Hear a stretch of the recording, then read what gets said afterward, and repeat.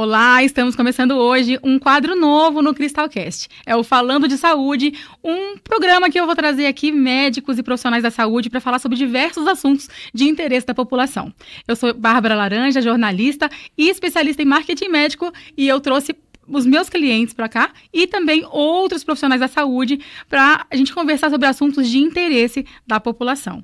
E hoje, para inaugurar esse quadro, eu trouxe o nosso querido médico urologista, Dr. Neto Cavani, para a gente bater um papo sobre o Novembro Azul e outros assuntos também. Mas a gente sabe que o Novembro Azul tem muita coisa para falar, é um tema muito importante, então vai render muito assunto, né, doutor? Com certeza. Muito obrigada por ter topado, né, vir aqui e estrear esse quadro com a gente. Para mim é uma alegria muito grande, né, ter você como meu cliente também, como um grande amigo, um grande parceiro, e que com certeza a entrevista de hoje vai ajudar muita gente, vai aí trazer clareza, né, e informação para muita gente. É isso aí, eu que agradeço o convite para a gente falar de um assunto tão relevante, tão importante para nós homens. É isso aí, então vamos começar, né, doutor? Vamos lá. Fale para mim um pouquinho o que é essa campanha do Novembro Azul, né, para quem não conhece ou para quem já está cansado de ouvir. Fale para mim por que é tão importante, né, e o que ela significa. A campanha de Novembro Azul, ela começou, na verdade, na Austrália, no ano de 2003, e a ideia inicial era conscientizar a importância do homem ter mais consciência da sua saúde, e isso acabou pendendo um pouquinho mais para o lado da próstata. E, embora tenha começado lá na Austrália, isso acabou dissipando pelo mundo todo. E é uma campanha hoje que no Brasil, pelo menos em outros países também, é amplamente difundida, né? E por que eu acho que é importante a gente falar do câncer de próstata? Quando a gente tira os tumores de pele, que são aqueles tumores extremamente frequentes, acho que todo mundo já conhece alguém que tirou alguma pintinha do rosto, das costas, o câncer de próstata ele é o mais comum entre os homens no Brasil. E como se não bastasse ele ser o mais comum, ele é o segundo que mais mata. Ele fica apenas atrás do câncer de pulmão, né? Nossa. O INCA, que é o Instituto Nacional do Câncer, ele projetou que para 2025, para esse ano, a projeção é de que aproximadamente 72 mil novos casos de câncer de próstata no Brasil, o que equivale aí a quase 200 homens por dia descobrindo que tem um tumor na próstata. Então, ele é um tumor bastante comum, né? E por ser um tumor que nas fases iniciais ele é assintomático, é muito comum ao diagnóstico o homem já ter uma doença avançada. Então, acho que por isso que é importante a gente falar de câncer de próstata. Gente, isso é uma grande novidade para mim. Todo ano a gente escuta falar de Novembro Azul, mas essa informação eu não sabia. Então, essa campanha no mundo inteiro? Exatamente. Tá? Ela começou em 2003 na Austrália, e no Brasil, se eu não me engano, foi em 2008 que começou, né? Mas cada ano a gente vê que ela está mais forte. E na sua opinião como médico, a sua visão como médico, realmente levantar essa bandeira, abrir uma campanha como essa num mês, dá diferença? Assim, as pessoas elas se tocam e falam, poxa vida, eu preciso ir? Com certeza. Além da gente ver um aumento no movimento, na procura, né? Então tem mais gente que lembra que novembro está se falando de próstata. Mas não só por isso, eu acho que é importante a conscientização, a gente ficar falando, e mesmo que o homem não vá em novembro, vá em outros meses, eu acho que quanto mais a gente falar, melhor, né? Então, eu acho que a importância não é só para deixar como novembro, eu acho que todo ano é época para a gente falar de próstata, né? Mas talvez o novembro ele tenha a principal função de ser o mês de conscientização, da gente falar, orientar e também esclarecer as dúvidas, né? Muito legal, porque assim, a gente sabe que os homens, não todos, né? Claro que não existe regra para isso, mas os homens, eles são mais difíceis de dar o braço a torcer e procurar um médico, né? É diferente da mulher. A mulher, desde novinha, da adolescência, já está acostumada a ir no ginecologista, fazer aquela rotina, né? Normalmente, a mulher já faz isso, é o que deveria fazer. Mas o homem não tem muito essa cultura, né, doutor? Não, que a gente se cuida menos não é novidade, né? E isso é claro, a gente quando vê os dados aí, a sobrevida média do homem é menor do que a da mulher. Geralmente o homem morre 7 anos antes do que a mulher. Isso com certeza tem relação direta com essa falta de autocuidado mesmo. Olha só. E o homem também, às vezes, trabalha no trabalho mais braçal, não usa protetor solar, enfim, no caso de um câncer de pele, né? Sim. Imagina se o homem vai fazer um exame de rotina num urologista, né? Só que, graças a Deus, a gente tem aí a comunicação cada vez mais avançando, trazendo mensagens como essa, né? E a gente tem que tranquilizar esse homem, porque às vezes ele tem medo. Às vezes ele fala, nossa, Novembro Azul, então quer dizer que vai ter o exame de toque. É assim que funciona? Todo homem que chegar na consulta com você lá vai fazer o exame de toque, doutor? Isso é uma coisa curiosa. A gente costuma associar muito o exame de toque a um preconceito, né? Sim. Mas teve uma pesquisa da Sociedade Brasileira de Urologia, que ela não é recente, tem em torno aí de uns 10 anos, e ela pesquisou de forma anônima por que aquele homem, qual que era o receio dele em fazer o exame de toque, né? Então, por que ele não fazia, ou por que ele não tinha feito? E a resposta mais comum não foi preconceito, foi medo de sentir dor, né? Então, muitas vezes, o homem deixa de fazer o exame porque ele está com medo de sentir dor, de sentir desconforto e nem tanto preconceito. E essa mesma pesquisa mostrou que dos homens que já tinham feito o exame de toque, mais da metade eles voltavam a fazer esse exame regularmente. Então, eles percebiam que esse exame não é nenhum bicho de 7 cabeças. E aí esses homens aderiram regularmente à consulta de rotina, fazendo o exame de toque, tá? Mas quando a gente recomenda fazer o rastreio, que é a procura do câncer de próstata, ele deve ser feito com os 2 exames, com o exame de sangue, que é o PSA, e com o exame de toque, né?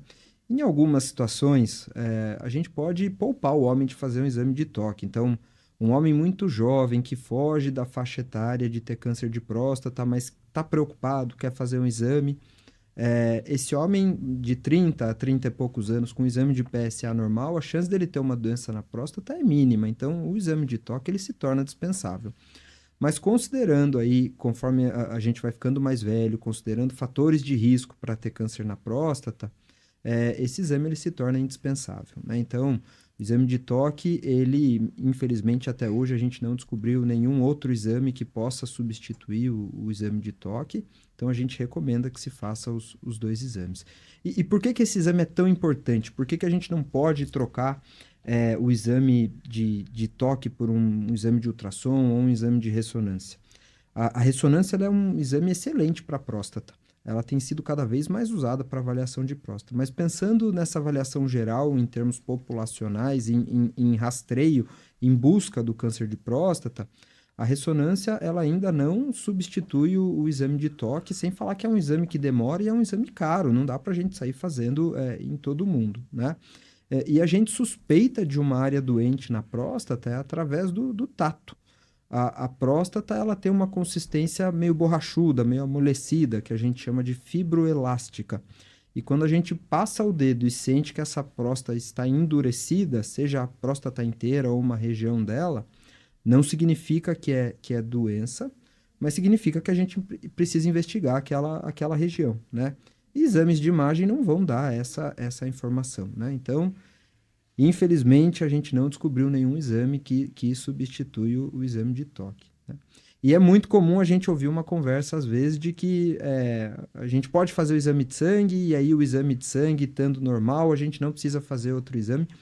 Essa informação, inclusive, às vezes é até passada por outros colegas médicos, pelo pessoal que atende aí, de enfermeiro ou técnicos de enfermagem que atendem posto, falando, olha, você fez um PSA e está normal, então pode ficar tranquilo, né? O exame de PSA normal é um ótimo começo, mas a gente não pode dizer com segurança, só com este exame, que o homem não tem nenhuma doença na próstata.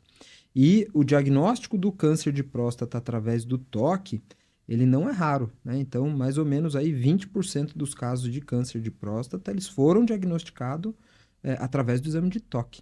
Então, a cada 5 homens que sabem que tem câncer de próstata, um descobriu através do exame de toque. Então, não é uma coisa tão rara assim. Então, né?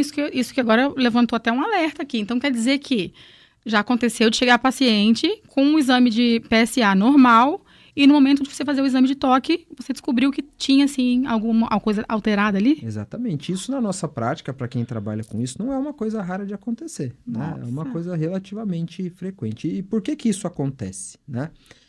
Tem alguns tumores de próstata que nunca vão alterar o exame de PSA. Esses tumores não são tão comuns assim, eles representam em torno aí de 8% dos tumores. Costumam ser tumores muito agressivos, então eles são tão agressivos que nem o PSA alteram. Mas o tumor de próstata ele pode estar numa fase inicial que ele ainda não começou a elevar o PSA. Então, nesses casos aí, a única forma que a gente tem de descobrir é através do exame de toque. Gente, agora o bicho pegou, hein? Porque muito homem, eu tenho certeza, porque eu tenho exemplos muito próximos de mim. Eu já fui no médico, eu já passei com, sei lá, com um clínico geral, fiz um check-up, fiz exame de glicose, colesterol, tá tudo certo. Ele pediu PSA também, tá tudo certo. Então, não preciso fazer. Então, tá aí um alerta para você, homem, que tá achando que porque passou no teste do PSA, pode ter sim alguma irregularidade ali, né? Alguma alteração. Sim. Então, por isso, a consulta com o urologista ela é diferente, né, doutor? O olhar do urologista é diferente, então, para a saúde do homem. Com certeza, ainda mais quando a gente pensa em próstata, né? E eu acho importante a gente reforçar também, a gente fala muito do câncer de próstata, né? Consulta com o urologista para o câncer de próstata. Eu acho que, sem dúvida, é a doença mais importante, a doença mais grave, né? Mas o exame de próstata, o exame de prevenção, a consulta com o urologista a partir dos 40, 50 anos de idade, ele não serve só para a gente ver o câncer de próstata. Conforme a gente vai ficando mais velho, a nossa próstata vai aumentando de tamanho, e isso é um processo natural do nosso envelhecimento, mas alguns homens podem ter dificuldade para urinar, né? Então, o exame de próstata, ele também serve para a gente ver esse crescimento da próstata. Como esse crescimento ele é lento, ele é progressivo, muitas vezes o nosso corpo vai se adaptando a essas alterações e o homem vai achando que ele não está urinando também por conta da idade, por conta de uma pressão alta que ele descobriu, de uma diabetes, de um remédio novo que ele começou a tomar.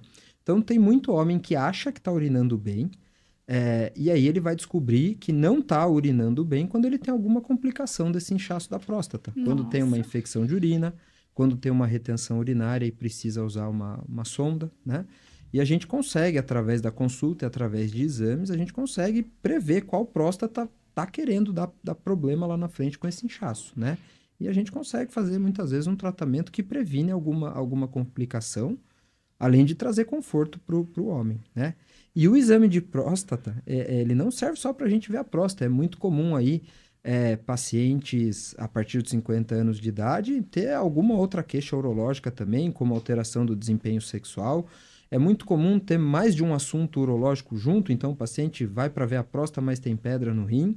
E a gente pode usar essa consulta também para fazer exames gerais aí, como o açúcar no sangue, o colesterol, entre outras coisas, né? Então, o câncer de próstata é o assunto, sem dúvida, mais importante pela gravidade da doença. Sim. Mas a consulta com o urologista não serve só para a gente ver o câncer de próstata.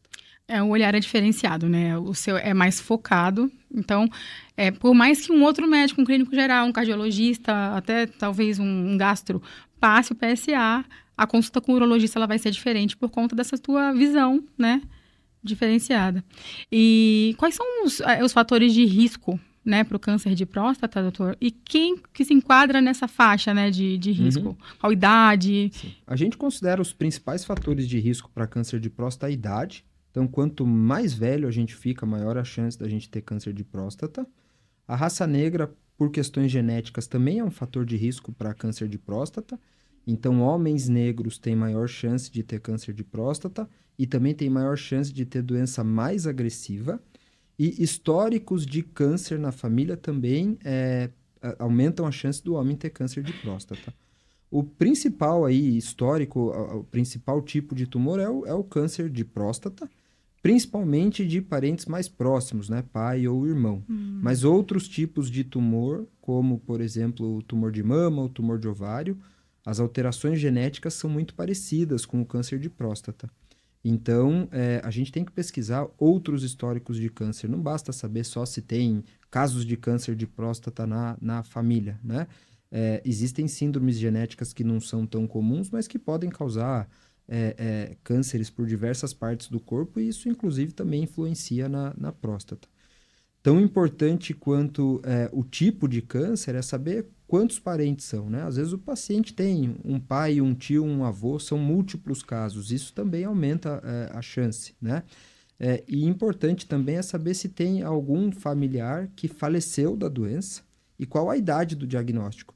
Pacientes que têm o diagnóstico em idades mais jovens, isso também aumenta a chance de ter um componente hereditário importante.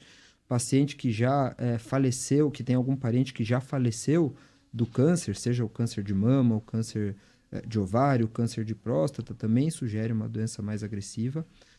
Então, é importante no histórico familiar de câncer a gente entender aí quantos parentes são, aonde são esses tumores, com que idade eles foram diagnosticados, se esses pacientes faleceram da doença ou não.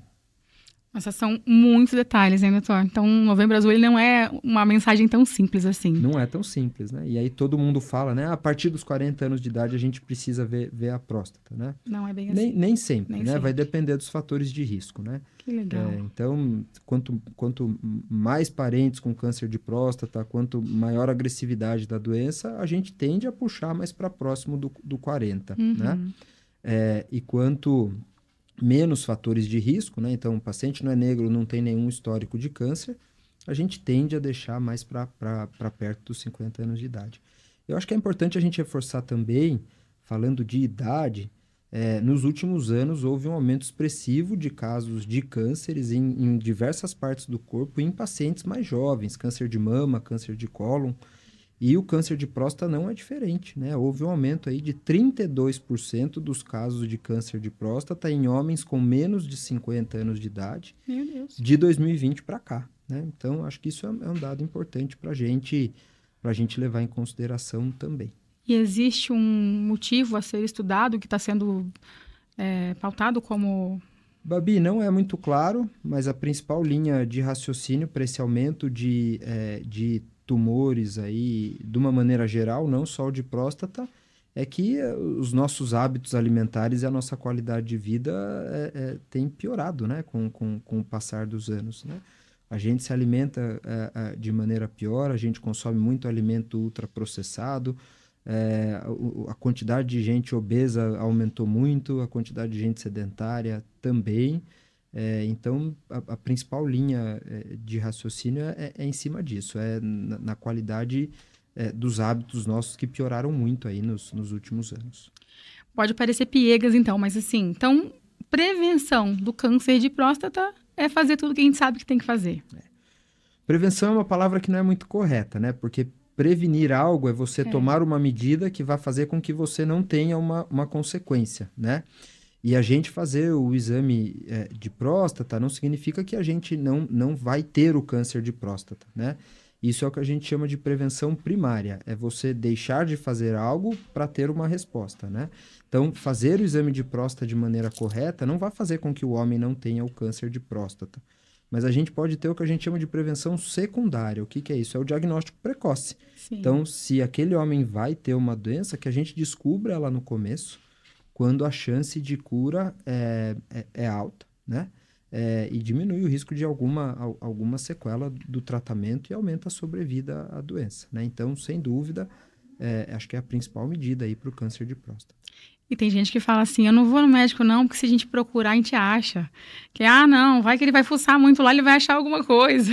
Eu tive um paciente uma vez que me falou uma frase que eu achei interessante, ele falou, doutor, eu quero achar ela antes que ela me ache. Olha. Então é mais ou menos isso, né? Se for pra gente descobrir alguma coisa, que a gente descubra no começo, né? E alguma boa notícia em relação a taxas de cura, quando é diagnosticado precocemente, você consegue identificar no comecinho da doença, tem boa chance de cura, doutor? Sim, tá? O tumor de próstata, quando diagnosticado nas fases iniciais, ele tem altas taxas de cura aí que beiram em torno de 90%. Poxa vida. Cada caso depende de cada caso é um caso, né? Então pode ter uma evolução, mas quando a gente descobre esse tumor no começo, a sobrevida é muito boa. Quando você diagnostica um paciente com o câncer, com a próstata alterada, PSA deu alterado, o toque deu alterado. Existem alguns exames de imagem, como você falou, a ressonância, né? Uhum. E aquele rastreio que é feito por biópsia, a biópsia por ultrassom também é bastante utilizado? Como que a gente faz o diagnóstico do câncer de próstata? O diagnóstico é feito através da biópsia, né? Então, o que é uma biópsia? É você retirar um pedaço de tecido e manda para análise para a gente entender o que está acontecendo. Quando que a gente faz biópsia na próstata? Quando a gente tem uma alteração no PSA que a gente não consegue explicar, ou quando a gente tem uma alteração no exame de toque, né? Por que eu falo de uma alteração de PSA que a gente não consegue explicar? Porque o PSA alterado, ele não significa câncer de próstata. Existe uma lista enorme aí de situações que podem alterar o exame de PSA. Então, conforme a gente fica mais velho, o nosso PSA vai ficando mais alto. A nossa próstata, conforme ela aumenta de tamanho, ela tende a produzir um PSA maior também. Então, como o PSA é produzido pela próstata, o paciente que tem uma próstata muito inchada, ele pode ter um PSA acima do que a referência normal do laboratório. Infecção de urina pode alterar o exame de PSA. Erro de laboratório pode alterar o exame de PSA. Inflamação da próstata pode alterar o exame de PSA. Então, a gente nunca pode dizer que o paciente tem uma doença na próstata porque ele fez um exame de PSA e está alterado, né? Então, é recomendado sempre com um PSA alterado a gente repetir o exame, porque não é incomum a gente pegar um PSA alterado e quando a gente repete ele vem em valores normais. E se este PSA não tem uma justificativa para estar elevado, né, não tem um inchaço da próstata, não tem nenhuma outra condição, aí recomenda-se que faça a biópsia. A biópsia ela pode ser guiada, ela pode ser direcionada por ultrassom ou por ressonância. Na maioria das vezes é feita por ultrassom porque é muito mais fácil da gente ter acesso a um ultrassom do que a uma ressonância. Eu já andei até lendo um pouquinho, pesquisando, nessas minhas pesquisas para Novembro Azul, né? Que é um procedimento bem tranquilo, né? É tranquilo e rápido hoje em dia. Como são os tratamentos hoje em dia também, né, doutor? Não tem mais aquele terror como era antigamente ou ainda é? Eu acho que tratamento vai depender... O tratamento é um capítulo à parte, né? Porque o tratamento ele vai depender da idade do paciente, do desejo do paciente, da agressividade do tumor, se é um tumor que está só na próstata, se é um tumor que invadiu órgãos vizinhos, como, por exemplo, a bexiga ou então o intestino, se é um tumor que tem raiz à distância, principalmente para os ossos, que é o mais comum aí da próstata, né? Mesmo em casos mais avançados, a gente tem cada dia mais novas drogas aí que têm respostas excelentes. E de uma maneira geral aí a gente consegue ter boas respostas ou então pelo menos aumentar a sobrevida do paciente nos casos mais graves, né?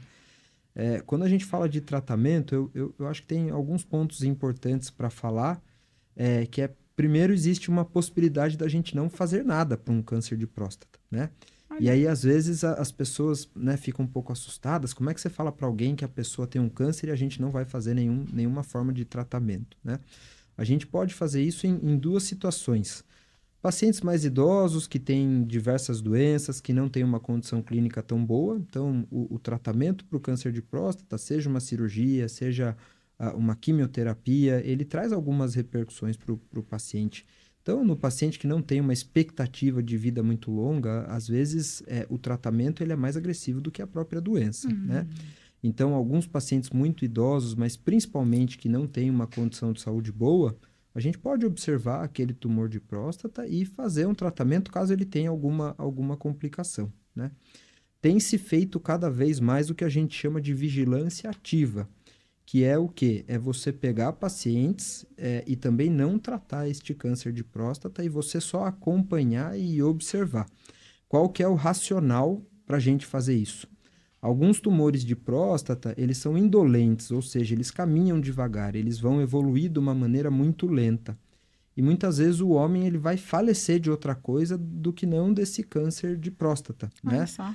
E como que a gente sabe isso? É através de critérios aí de laboratório, de biópsia. Então, geralmente são tumores de baixo volume, são tumores pequenos e de baixa agressividade, né?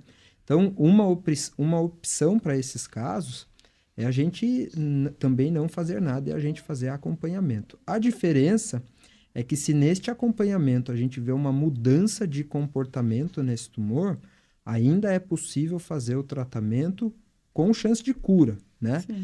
Então é uma coisa que precisa ser bem conversada com o paciente precisa aderir ao tratamento. requer um acompanhamento de perto, não dá para liberar o paciente e voltar depois de 1 ano, 2 anos, né? Mas é uma coisa que é possível e que às vezes foge um pouquinho do conhecimento da população geral ou de até outros médicos, né? Porque é uma coisa que você fala, mas a pessoa tem um câncer e ela não vai fazer nada, né? Outras formas de tratar o câncer de próstata, aí as principais é a radioterapia, né? A radioterapia, ela pode ser feita como tratamento único, então o tratamento daquele câncer vai ser feito a radioterapia. A radioterapia, ela pode ser feita como uma complementação à cirurgia, então alguns casos operam e aí depois precisam fazer radioterapia. Certo. Alguns casos operam e depois que passa um tempo, esse tumor volta e a gente pode fazer como uma terapia de resgate a radioterapia também, né? Existe também a cirurgia. Eu acho que a cirurgia também é outro ponto principal de ser tratado.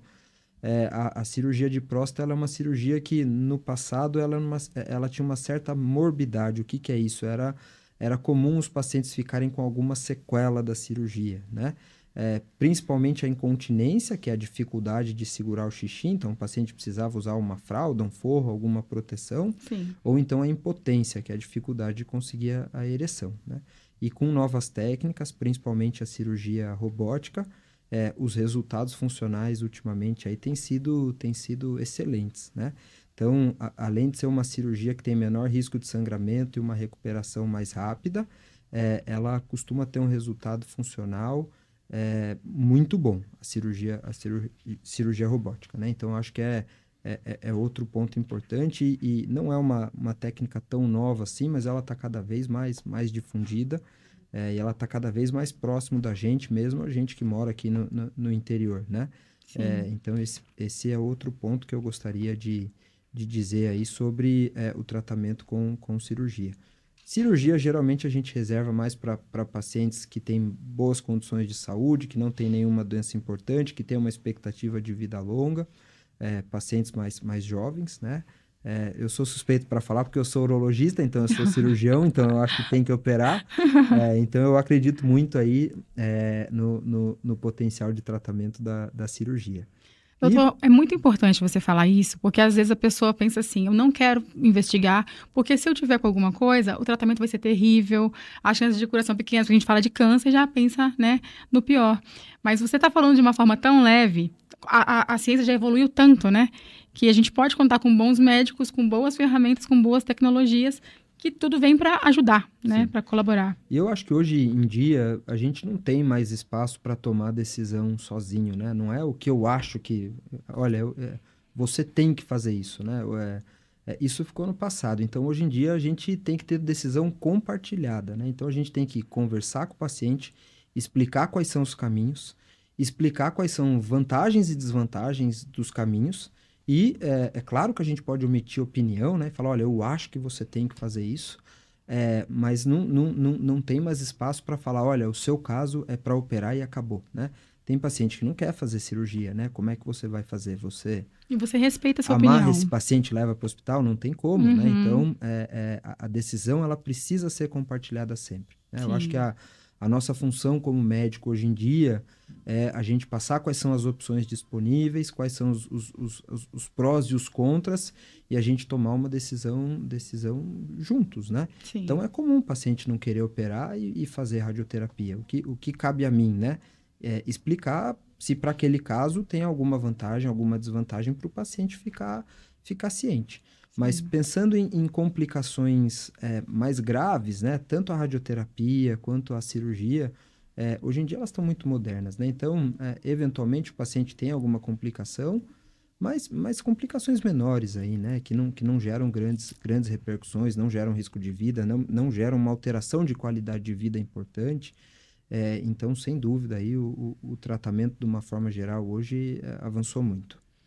Maravilha. Ou seja, então, gente, a mensagem é verdadeiramente essa. Prevenir, que a gente fala, é descobrir a tempo, né? Exato. Prevenir uma piora, prevenir um agravamento, chegar num caso muito difícil, né, de ser tratado.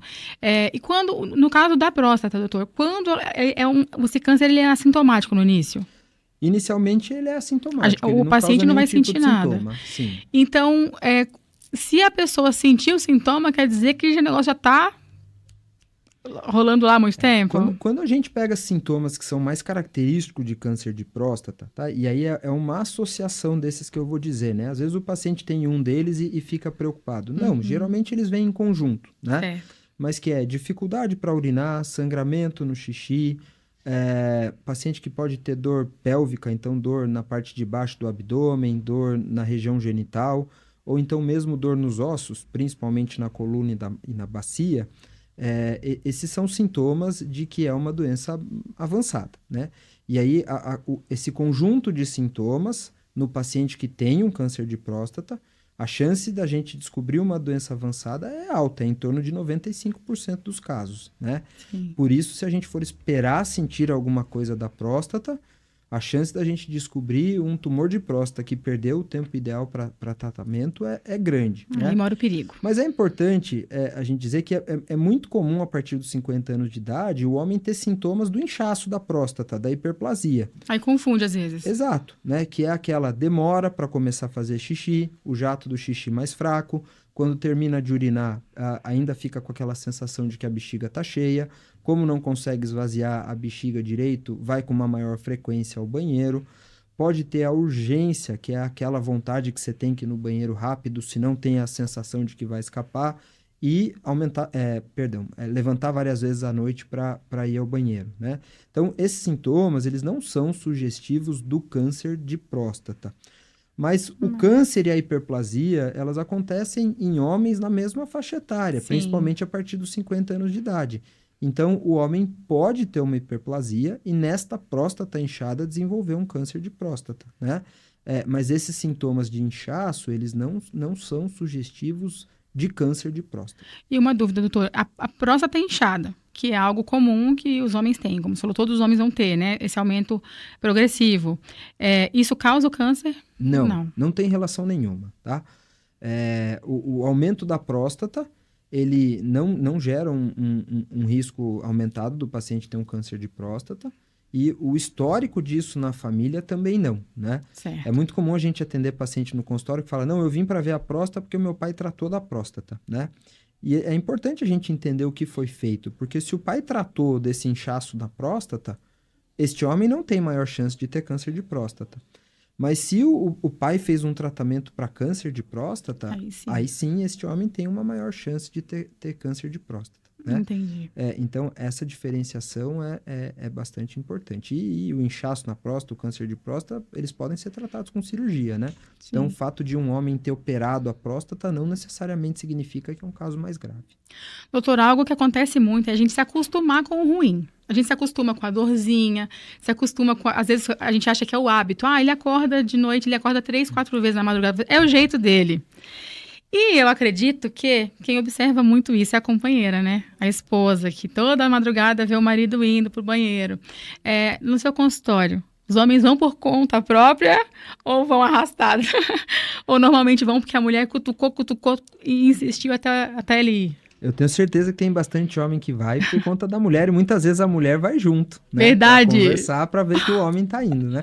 Eu atendi um paciente ontem, que eu examinei ele, eu falei, olha, tá tudo bem, cara. Falei que tá tudo bem com a sua próstata. Ele falou, eu preciso falar pra minha esposa mesmo, que ela vai me cobrar assim que eu chegar em casa. Que legal. Então, acho que sim, as mulheres têm um papel fundamental aí, não só incentivar, mas fiscalizar se os maridos, se os companheiros estão indo fazer a avaliação. Porque o homem, ele é meio assim, né? Eu tenho meu marido, eu sei como é que é. Então, ele vai prorrogando, ele toma um remedinho e vai deixando aquilo para depois. Justamente por conta do medo, eu acho que é pouco prático ir no médico, vai ter que fazer exame, vai ter que, às vezes, tomar alguma agulhada para tirar sangue, não gosta tanto, meu marido tem pavor. Então, as mulheres ficam mais no pé e acho que elas conseguem observar isso. Olha, ele reclamou esses dias que estava com dificuldade de fazer xixi. Esses dias ele reclamou, eu peguei talvez na roupa íntima dele ali, um pouco de sangue, talvez, não sei, se pode acontecer. Mas eu acho que a mulher, nós, temos a gente tem que estar ligado também, né? E dar esse toque às vezes para ele, né? Ainda mais nesse mês que a gente está levantando o ano inteiro. Mas esse mês é importante a gente talvez prestar atenção um pouquinho mais, né, doutor? Eu vou sair um pouco do papel de médico e vou falar como homem, né? Eu acho que muitas vezes não é o preconceito em si, Mas é a rotina, o dia a dia, a gente não Exato. dá muita atenção, banalizar, Exato. você tá com uma dor, você sente alguma coisa, você fala, não, daqui a pouco passa. E às Isso. vezes até passa, mas depois volta, mas aí não deu tempo. E aí quando você vê, passou uma semana, passou um mês, terminou o ano e aquela pendência acabou não sendo vista, né? A gente fala muito de preconceito e com certeza tem, né? Isso eu acho que Sim. é inegável. Mas não é só isso, né? Tem outras coisas que acabam interferindo também. Sim, os homens brincam muito um com o outro. Então, esse tema de, você vai apaixonar pelo urologista, isso aí você deve estar cansado de ouvir, né? Bastante. Então, até eu já escutei por conta de estar atendendo, fazendo conteúdo para urologia, vejo muito sobre isso. Mas é legal. Você tem percebido que os homens estão mais abertos, doutor? Assim, nos últimos anos? Babi, Ou eu acho que não? o público que eu recebo no consultório, ele é um público que, quando o homem vai lá, se ele não tem a consciência de que ele vai ser oferecido um exame de toque, eu acho que ele sabe que pelo menos a gente vai conversar sobre isso, né? Então, eu acho que quem já está no consultório para passar em consulta, independente aí da queixa, mas já tem uma certa idade, acima de 50 anos, ele sabe que em algum momento a gente vai entrar nessa conversa, né? Então, de uma maneira geral, quando eu atendo, a grande maioria dos homens aceitam numa boa, lembrando que uma parcela vai para isso, né? E a parcela que não está indo para isso, ele imagina que pela idade a gente vai entrar nessa conversa, né? Sim. Então tem esse viés, né? Lá no consultório. Mas eu acho que o que mais tem não é o homem. Essa é uma impressão minha, posso estar, né, equivocado. Mas eu acho que o que mais tem é homem que faz exames gerais, seja com clínico geral, seja por conta, seja porque ele tem uma pressão alta e passa no cardiologista, e faz o PSA e vê o exame normal lá e fica tranquilo, né? Eu acho que a parcela de homem que não faz nada a partir dos 50 anos de idade, claro que existe também, né? Mas a impressão que eu tenho mais é que esse homem que é o que faz o PSA e não vai. Mas de uma maneira geral, o que eu recebo lá é bem tranquilo, né? Ah, legal. Às vezes eu atendo um paciente de mais que 50 anos que foi por outra queixa, foi para ver uma pedra, e eu sempre converso, porque eu acho que é importante, e além de ser minha obrigação, orientar aquele homem, né? E muitas vezes esses homens são pegos de surpresa, né? Mas, poxa, vim ver uma pedra e vou ganhar um exame de toque, né? Então, às vezes esses homens são pegos de surpresa. Mas quanto tempo demora? Qual que é a duração desse exame, doutor? Fale Olha, pra mim, é muito invasivo? 3 segundos, 5 Aí, segundos, ele é um exame muito rápido. é muito Ele é rápido. muito rápido. Então, assim, o tempo de constrangimento ali é É mínimo. mínimo. E mesmo esse homem que é pego de surpresa, quando ele foi lá para ver outra coisa, a maioria concorda em fazer exame, né? Ah, Mas, legal. de novo, eu acho que a obrigação minha lá é orientar, né? Que ele Claro. não é totalmente seguro, Sim. que ele não está totalmente seguro fazendo só o exame de PSA, e tem gente que corre esse risco. Sim.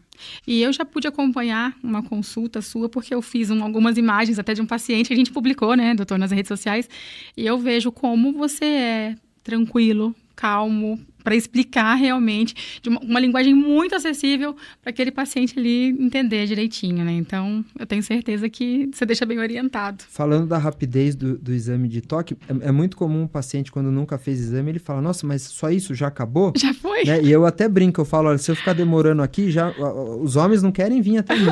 Se eu ficar demorando aqui, é aí que não vem mesmo. Então precisa ser rápido para a gente resolver isso de maneira rápida. Mas é um exame muito rápido, não tem... E para homens acima de 50 anos, tem que repetir esse exame de quanto tempo? A gente recomenda fazer anualmente. Se os exames estão normais, o paciente não tem nenhuma queixa, não tem nenhuma alteração que justifique um acompanhamento mais próximo, mais precoce, uma vez por ano é seguro.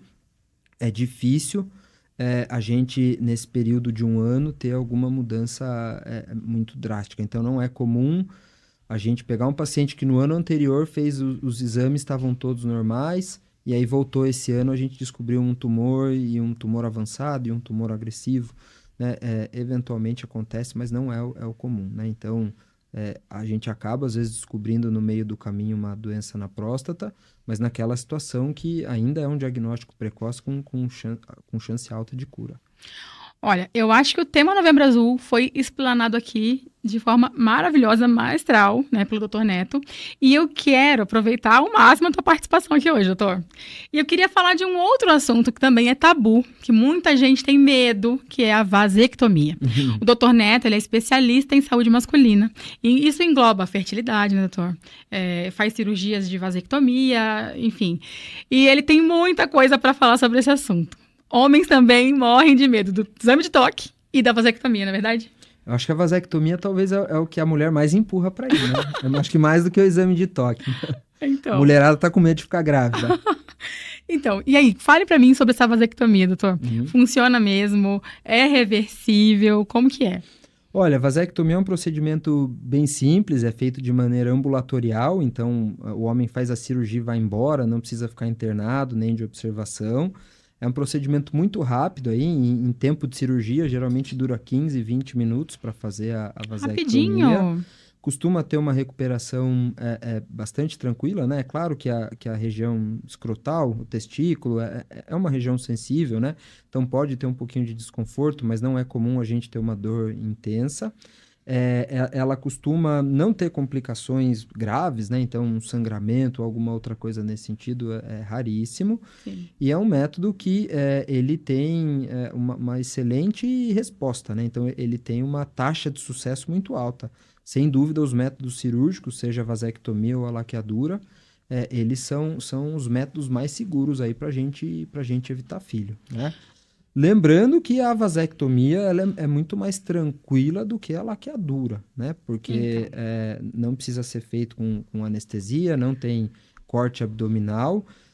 A laqueadura não é possível, mas a vasectomia a gente consegue fazer exame para testar se ela está funcionando, que é o exame de espermograma, e a laqueadura não, né? Então, assim, é muito mais fácil para o homem, né? E é muito comum, você perguntou se é reversível, o paciente às vezes quer saber se a que é feita é a que é a reversível ou a não reversível. Essa classificação não existe, né? Todas são. Toda vasectomia é reversível. Olha que né? legal, não sabia Umas disso. podem dar mais trabalho, outras menos, mas toda vasectomia ela é considerada reversível. Mas o processo de reversão, a cirurgia de reversão, ela não tem resultado garantido, embora ela tenha altas taxas de sucesso aí, que pode chegar a 70%, 80% ou até mais em alguns casos. O homem que está pensando em fazer vasectomia, ele tem que ver aquele procedimento como um procedimento definitivo, porque pode ser que uma cirurgia de reversão não tenha sucesso. Aí não é possível ter filho novamente, existem outras formas, mas são processos mais complexos, né? Certo. Então, o homem não pode ter aquela mentalidade de que, olha, eu vou operar e aí depois, mais pra frente, se eu mudar de ideia, eu desopero e tá tudo certo. Não é tão simples assim. Doutor, e aqueles aqueles relatos de eu engravidei minha mulher e eu sou vasectomizado? Tem como? Acontece. E aí vão achar já que a mulher traiu o cara. Como é que funciona isso? Pois né? Todo método que a gente usa para evitar filho pode falhar. A vasectomia não é diferente, a laqueadura não é diferente.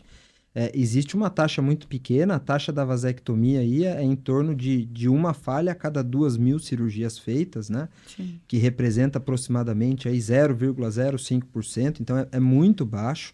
Mas pode acontecer. Mas pode acontecer. Geralmente, quando acontece a recanalização, né, que é o processo do canal se rejuntar sozinho, 90% dos casos acontece no primeiro ano após a vasectomia, né? Então, isso é outra coisa que é explicado na consulta, que existe um risco de gestação, mas que é um risco muito baixo, né? Por isso também tem que fazer e acompanhar, né? O urologista. Agora, é curioso quando a gente fala que a vasectomia pode falhar, que geralmente o homem e a mulher, eles ficam assustados, né? Mas eles estão usando outros métodos antes de operar que falham muito mais do que a vasectomia, Sim. né? Então, por exemplo, aí vamos levar 2 métodos em consideração que são extremamente usados aí. A pílula que a mulher toma, ela tem uma chance 3 vezes maior de falhar do que a vasectomia, né? A camisinha tem uma chance de até 10 vezes maior de falha do que a vasectomia. Meu Deus. Agora, o que a gente está falando? São todos métodos muito seguros, Sim. né? Não é que a camisinha é ruim ou que Sim. a pílula é ruim, não. Eles são bons métodos. É que a vasectomia ela é ainda melhor, mas todos os métodos falham. Eu brinco lá na consulta que só tem um método que é 100% efetivo para não engravidar, que é não namorar. Esse é o único que é 100%. Muito bom, doutor. E lembrando que em casa de ferreiro, espeto de pau, né? A minha esposa é médica também, ginecologista, e ela engravidou usando o DIU. Então, assim, quando a gente vai escolher o método que o casal está pensando em usar, é importante a gente levar em consideração diversos fatores, inclusive o método de falha. Caramba. Agora, eu acho que da vasectomia, eu também costumo deixar bem claro que, assim, essa informação é mais a título de realmente de informação, não é para o homem ficar preocupado, né? Mas, doutor, porque é muito baixa a chance. Existem pérolas que você escuta, eu tenho certeza que você escuta no consultório sobre a vasectomia. Acho que talvez da onde mais sai pérola é o assunto vasectomia.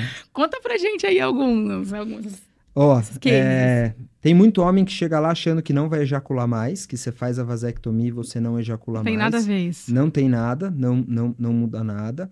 Eu acho que o grande receio é alterar o desempenho sexual, principalmente a potência. Então tem homem que fica meio ressabiado se não vai ficar impotente, também não tem relação nenhuma. Eu já tive paciente que ficou preocupado achando que a anestesia era uma agulhada no testículo, que precisava anestesiar, e é claro que não tem como a gente fazer isso. A anestesia ela é na pele do escroto, do saco, onde é feito, então é muito mais tranquilo. E eu nunca imaginava que ia ter essa dúvida, mas alguns homens já me perguntaram sobre ganhar peso, como se estivesse castrando. Sim, né? igual você faz com cachorro, né? Exato. E também não tem relação nenhuma com isso. Então, eu digo para o paciente também, olha, do jeito que está hoje vai ficar depois. A única diferença é que no líquido que o homem ejacula não tem a célula que faz a mulher engravidar, que é o espermatozoide. Então, continua tudo do mesmo jeito. Somente isso. Só. E você realiza essa cirurgia Sim. de vasectomia? Acho que é um dos procedimentos que mais é feito. E tem homem que vai lá, faz todo o exame e fica com medo de fazer, doutor? Tem, mas eu acho que não é. Acho que é a minoria. É a minoria. E normalmente qual que é a característica, o perfil desse homem que te procura para vasectomia? Homens que já tiveram vários filhos? Como que é? Babi, hoje em dia, assim, a população está cada vez menos querendo ter filho, né? Então não é comum a gente pegar, ainda mais em consultório privado, aqueles homens que têm muitos filhos, né? Então é muito variável. Já operei homem que não tem filho nenhum. Só opção mesmo. Tá. Eu já operei. O meu recorde é um homem que tinha 14 filhos. Nossa! Mas de uma maneira geral, são famílias aí de 1, 2 filhos. Acho que são os casos mais comuns. Eventualmente, alguém que tenha mais. Poxa, muito legal. E além disso, né? O que mais o urologista pode oferecer para nós, né? O urologista, ele atende somente homem, doutor? Não, a urologia ela é uma especialidade muito ampla, né? Então ela cuida do trato urinário, rim, bexiga, tanto do homem quanto da mulher, e cuida da parte genital masculina, então testículo, pênis, próstata. Então tem diversas doenças aí que acometem crianças, adultos, idosos, que é tratado pelo urologista, né? Então, pensando nas crianças aí, tem as alterações de nascença, malformações, infecção de urina, fimose, que é muito comum. É outro tema também, né? A criptorquidia, que é o menino que nasce com o testículo fora do saco, né? Pensando nos pacientes mais jovens aí, tem pedra no rim, que é muito comum tanto em homem quanto mulher, infecção de urina. É muito comum também as questões sexuais, né, da área da andrologia, que é alterações hormonais, alterações de desejo, impotência, ejaculação precoce. Tem as doenças da próstata, tem doenças aí também relacionadas à parte neurológica, então é muito comum doenças neurológicas afetarem o trato urinário. Então tem paciente que perde xixi, tem paciente que não consegue urinar. Tem também as perdas urinárias na mulher, então infecções de urina, então é muito amplo. Muito legal. E tem um tema agora que está assim, super em alta, que é a questão hormonal. Hormônio, né? Tá todo mundo querendo tomar hormônio e a testosterona tá assim, se você for procurar no ranking de pesquisas, testosterona tá lá em cima. Junto com o Monjaro, junto com um monte de assunto do momento, né, doutor? Vamos falar um pouquinho sobre reposição hormonal, então, sobre a questão da testosterona. Os homens têm te procurado bastante para melhorar desempenho, né, o que funciona, o que pode ser feito, qual que é a novidade do momento? A testosterona, ela tá na moda, né? Então, bastante gente fala, bastante homem pesquisa e bastante homem já chega no consultório muitas vezes com uma decisão tomada e de uma coisa que ele quer fazer, né? E muitas vezes a gente tem um trabalho difícil que é você explicar para aquele homem que ele tem ou não tem necessidade de fazer reposição, né? Então, existe aí uma queda da testosterona natural a partir dos 40 anos de idade, a gente vai perdendo aproximadamente 1% por ano. Isso é um processo natural nosso, também acontece na mulher, né? Sim. Então, a gente avaliar só o valor da testosterona, só o número, não é uma avaliação correta, né? Não existe para todo mundo um valor de testosterona que a gente considera ideal, então tem homem que precisa de testosterona mais alta para funcionar melhor, tem homem que com uma testosterona mais baixa funciona bem. Então, é importante a gente avaliar a idade do paciente, avaliar as queixas, se elas estão relacionadas a essa diminuição da testosterona, e para daí a gente traçar qual que é a melhor estratégia de melhorar essa testosterona, né? Aproveitando que é um tema relevante, eu acho que a gente tem que também falar coisas importantes, que não é só testosterona, receber testosterona que é tratamento. Existem outras formas da gente melhorar essa testosterona que não você receber o hormônio pronto, né? A gente não dá muita atenção e às vezes uma mudança que demora para a gente ver resultado, né?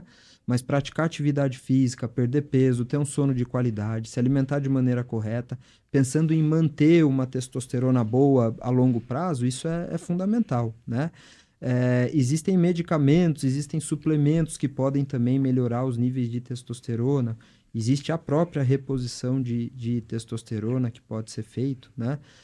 Então, assim, muitas vezes o homem acha que ele vai receber a testosterona, vai resolver todos os problemas dele e está resolvido, né? Ou é muito comum a gente escutar uma conversa assim, a sua testosterona está boa, mas ela podia estar melhor, porque ela está num valor X e o normal é até tanto, então se você subir um pouco mais, vai ser melhor, né?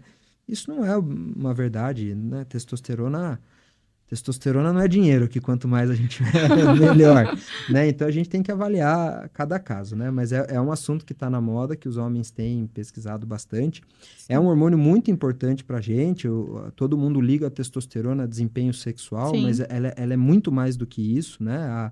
A testosterona nossa aí, ela tem relação com massa muscular, com controle de colesterol, com a parte cognitiva, ou seja, de memória, concentração, com desempenho físico para atividade física. Então, ela realmente é um hormônio importante para a gente, né? Mas a gente não precisa necessariamente ter esse hormônio por níveis elevados para o resto da nossa vida. E é importante isso porque a reposição de testosterona, ela não é isenta a riscos, né? Tem pacientes que têm algumas complicações da reposição de testosterona e Sim. isso precisa ser levado em consideração também. Então, eu até ia perguntar isso para você. O paciente que às vezes chega para você lá já decidido, porque ele viu que o amigo dele da academia toma IGH, toma isso, toma aquilo, testosterona e faz um monte de suplementação. Quem que é o paciente que realmente precisa fazer a reposição, no caso de testosterona? Tá? Paciente que precisa fazer reposição de testosterona, ele precisa ter dois pilares aí. Ele precisa ter um exame de testosterona que confirme o hormônio baixo. Que seria o quê, mais ou menos? Qual marcação? Olha, aí vai depender de diversos fatores, mas para falar um valor aí abaixo de 200, Certo. tá? E ele precisa ter sintomas relacionados a essa testosterona baixa. Os sintomas de testosterona, a gente pode dividir ele em dois campos, né? Os sintomas sexuais e os sintomas gerais. Os sintomas sexuais, eles são mais característicos de uma testosterona baixa, né? Então, o paciente que tem dificuldade de manter a potência, o paciente que tem diminuição do desejo, tem um orgasmo de pior qualidade, isso está muito associado a uma testosterona mais baixa, né?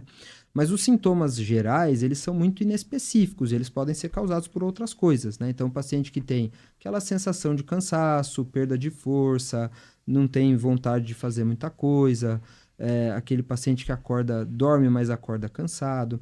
Só que esses sintomas, eles podem ser causados por estresse do dia a dia, Sim. por questões psicológicas, por paciente que tem apneia do sono e não dorme bem, e aí ele acorda com essa sensação, né? entre outras coisas, né? Então, são diversas condições que podem causar esses sintomas, né? E a testosterona, ela é um hormônio anabólico, então ela está relacionada à energia, à vitalidade, à disposição, a desempenho sexual, né? Sim. Se você perguntar hoje em dia para qualquer homem aí, quem que não quer sentir mais força, sentir mais disposto, quem que não quer ter mais libido, quem que não quer ter melhora de um desempenho sexual, então ela é um hormônio que está relacionado ao bem-estar masculino, né? Então, acho que por isso que tem essa procura grande. Esses dias eu vi até que você postou um conteúdo lá falando sobre alguns suplementos que funcionam e uns que não funcionam.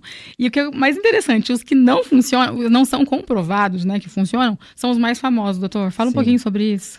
A suplementação, ela não serve para todo mundo, né? A suplementação aí, ela vai aumentar aí mais ou menos 50, 100 pontos de testosterona no melhor dos casos, já, né?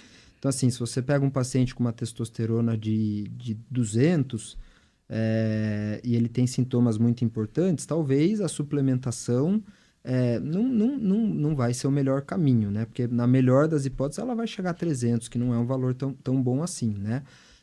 Mas ela pode ser usada em alguns casos daquele homem que tem uma testosterona boa, mas que podia tá melhor, né?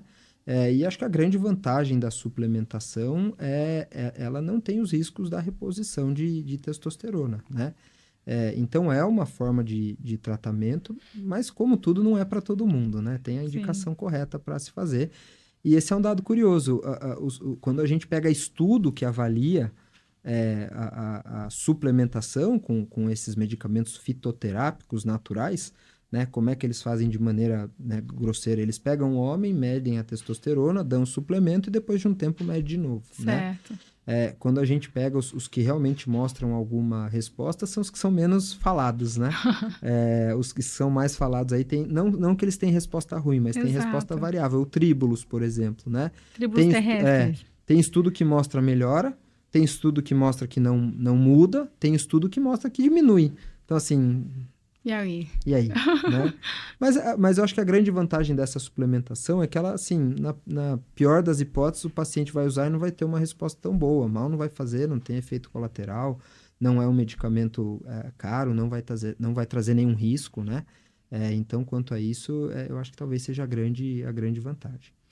Nossa, maravilha. Acho que a gente teve uma aula aqui hoje, né? Sobre vários assuntos. Começamos com Novembro Azul, passamos por outras coisas e fomos a vasectomia e fomos até agora a parte hormonal, né? Da testosterona que está tão em alta. Doutor, para a gente encerrar, fala um pouquinho sobre você. Quem que é o doutor Neto Cavani? Conta aí um pouquinho da tua trajetória, da tua vida, teus filhos. Beleza, eu sou Neto Cavani, eu tenho 40 anos de idade, eu não nasci em Itapeva, mas vim para cá aí com em torno de 2 anos de idade, então eu brinco que eu sou itapevense de coração. Sim. Eu fiquei mais ou menos 14 anos fora para fazer a minha formação e voltei há aproximadamente 10 anos para cá. Já trabalhei em diversos locais, como no AME, Santa Casa, hoje atuo basicamente no meu consultório privado. Eu tenho uma sócia de vida e uma sócia uma sócia de trabalho aí, que é a Fernanda, que é a minha esposa, que é ginecologista e mastologista. Tenho 3 filhos incríveis, que é o Pedro, o Gustavo e a Mariana. Então, a gente tem essa família grande, que é aquele vulco.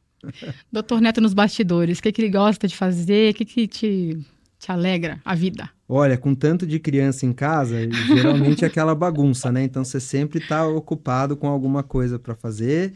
Eu gosto bastante de ficar com a minha família, de curtir amigos, né? A gente se reunir para conversar, fazer alguma coisa, comer alguma coisa. E eu gosto de brincar na cozinha. De vez em quando eu me arrisco a cozinhar alguma coisa. E eu brinco com quem vai lá em casa, que eles são cobaias, né? Ou vai dar certo, ou vai dar errado. Mas a gente tenta. O que você gosta mais de cozinhar? Eu gosto de fazer pizza. Olha, você faz a massa tudo? Faço. Gente, essa eu não sabia. Verdade. Eu gosto de fazer pizza. Que bacana. Então deve virar uma grande festa, né? Quando sai pra cozinha lá. Tenho bastante ajudante. 3, né? Exato. 3 mini ajudantes. Exato. Doutor, Foi uma alegria muito grande ter você aqui. Um prazer enorme. Informações valiosíssimas. Então, quem realmente se dispuser a assistir até o final, com certeza vai aprender muito, assim como eu aprendi hoje, né? E quero agradecer você, que você deixar uma palavra final também. Deixa seu Instagram, deixa aí o nome da sua clínica, telefone, para quem estiver assistindo. Eu que agradeço a oportunidade da gente falar de diversos temas, mas principalmente do câncer de próstata, que é um tumor tão prevalente, tão importante assim. Sim. Gostaria de reforçar aí para você, homem, que nunca fez avaliação, que você faça a sua avaliação. O meu Instagram é @dr.netocavani. Eu trabalho na Clínica Du, que é o meu consultório, e qualquer coisa que vocês precisarem, eu estou à disposição. É isso aí, gente. Dr. Neto, médico urologista, competente, uma pessoa humana, acolhedora, que com certeza vai conseguir aí te ajudar na sua queixa urológica, né, doutor? É isso aí. Então, o Falando de Saúde de hoje foi isso. A gente teve essa presença ilustre e na semana que vem tem mais. Já temos uma pauta programada para o próximo programa e eu agradeço a audiência, agradeço você que assistiu e acompanhou até agora. Muito obrigada e até a próxima. Obrigada, doutor Neto. Eu que agradeço.